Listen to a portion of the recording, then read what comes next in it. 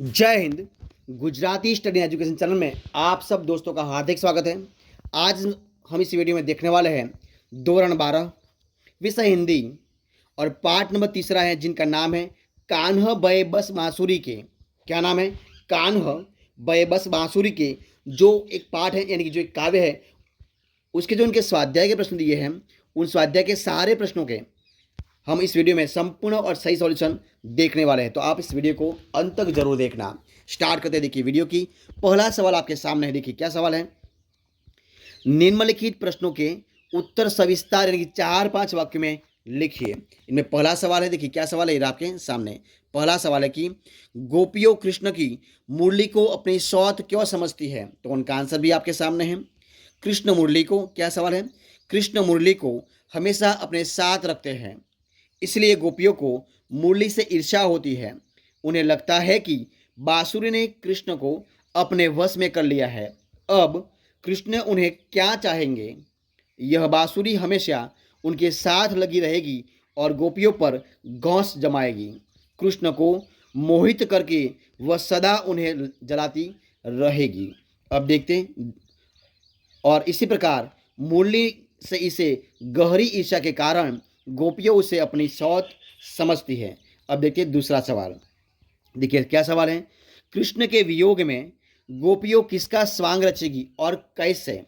तो उनका आंसर भी आपके सामने मैं रखता हूँ। देखिए रहा, कृष्ण के वियोग में व्याकुल गोपियों स्वयं कृष्ण का वेश धारण करके अपने मन को बहलाना चाहती है, और कृष्ण का वेश धारण करने के लिए वे सिर पर मोर पंख का मुकुट पहनेगी, अपने गले में गुंगुची की लाल दानों की माला धारण करेगी, वे अपने कंधों पर पीतंबर उड़ेगी और छोटी सी लाठी लेकर ग्वालों के साथ वन में जाएगी। वह गायों को चराने का अभिनय करेगी। कृष्ण को जो भी पसंद था कृष्ण को जो भी पसंद था वो वह सब कुछ करेगी, परंतु जिस बांसुरी को कृष्ण अपने होठों पर रखकर बजाते हैं उसे वे अपने होठों पर कभी नहीं रखेंगी। इस प्रकार कृष्ण के वियोग में गोपियों स्वांग रचेगी। अब देखिए सवाल नंबर 3 आपके सामने है। देखिए क्या सवाल है। सवाल है कि गोपियों बांसुरी से क्या ईर्ष्या करती है, यानी कि क्यों ईर्ष्या करती है? रसखान के दोनों सवैयों के आधार पर उत्तर लिखिए। तो देखिए उत्तर आपके सामने मैं रखने का प्रयत्न करता हूँ। गोपियों कृष्ण से अत्यंत प्रेम करती है। उन्हें यह स्वीकार नहीं है कि उनके और कृष्ण के बीच कोई अन्य आए। बांसुरी उन्हें अपने और कृष्ण के बीच आई बाधा लगती है। क्या लगती है? बाधा लगती है। इसलिए उन्हें लगता है कि बांसुरी ने कृष्ण को अपने वश में कर लिया है। बांसुरी के वश में होकर कृष्ण अब उन्हें क्या चाहेंगे? वह तो यही चाहेगी कि कृष्ण उनसे गोपियों से दूर रहे। कृष्ण को वो अपना बनाकर वह उन पर गौस जमाएगी, उन्हें नीचा दिखाएगी। हम कृष्ण के वियोग में जितना चलेंगी उतना ही उसे मजा आएगा। इस प्रकार बांसुरी के इस रवैये के कारण गोपियों उससे ईर्ष्या करती है। अब देखिए सवाल नंबर 4। देखिए क्या सवाल है। सवाल है कि कृष्ण के स्वांग में गोपियों का वर्णन कीजिए। तो देखिए उनका आंसर भी आपके सामने मैं रखता हूँ। आंसर आपके सामने है। गोपियों को किसी तरह कृष्ण को पाना है। वियोग में वे कृष्ण का स्वांग रचकर उन्हें पाने के सुख का अनुभव करना चाहती हैं, इसलिए वे स्वयं कृष्ण का रूप धारण करना चाहती है। इसके लिए उन्होंने सिर पर मोर पंख का मुकुट पहना है, अपने गले में गुगची के लाल दानों की माला पहनी है, वे अपने शरीर पर पीताम्बर ओढ़ेगी। इतना ही नहीं, कृष्ण की तरह हाथ में लकुटी लेकर वे ग्वालों के साथ वन में गाय चराने भी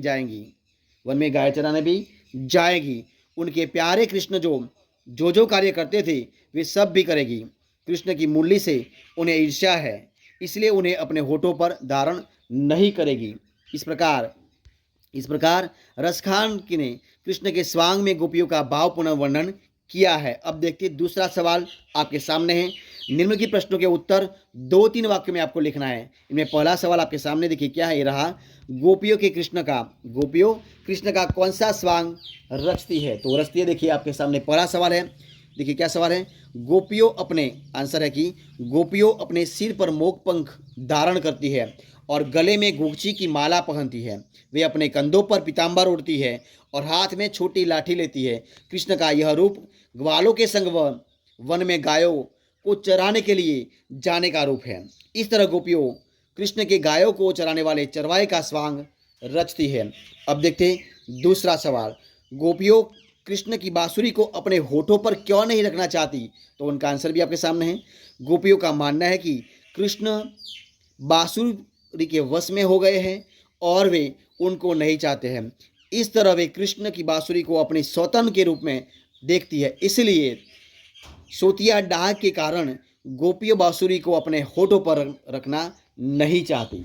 ठीक है, अब देखिए सवाल तीसरा, गोपियों व्रत से क्या भाग जाना चाहती है? गोपियों व्रत से क्यों भाग जाना चाहती है? तो उनका आंसर भी आपके सामने ही रहा। देखिए क्या है, बांसुरी हमेशा कान्हा के पास ही रहती है, इससे गोपियों को बांसुरी से ईर्ष्या होती है। वे कहती है कि कृष्ण बांसुरी के वश में हो गए हैं, इसलिए अब वे गोपियों को नहीं चाहेंगे। यह बांसुरी तो कृष्ण के साथ सदा लगी रहती है।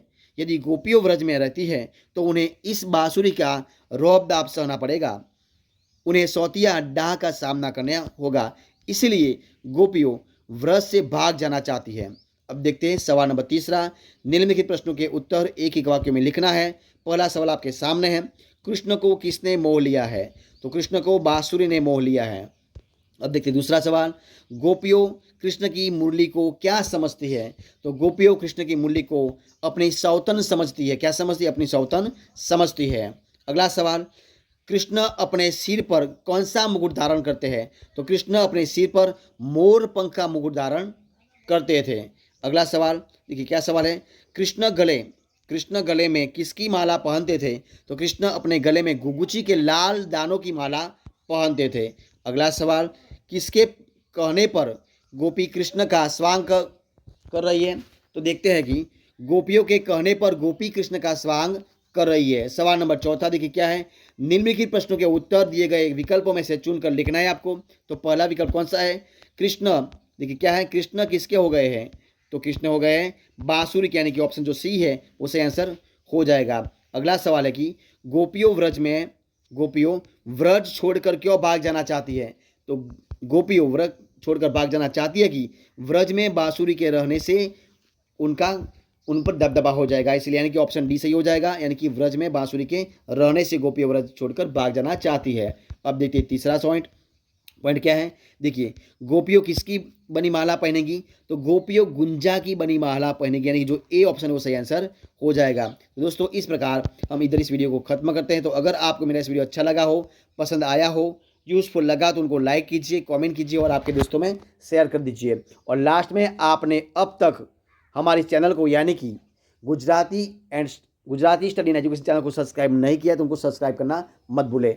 हमारे इस वीडियो को फर्स्ट से अंत तक देखने के लिए आप सब दोस्तों का मैं दिल से बहुत बहुत धन्यवाद करता हूँ। फिर मिलेंगे एक नए वीडियो के साथ, नए टॉपिक के साथ, तब तक बने रहे। जय हिंद, जय भारत, बेस्ट ऑफ लक।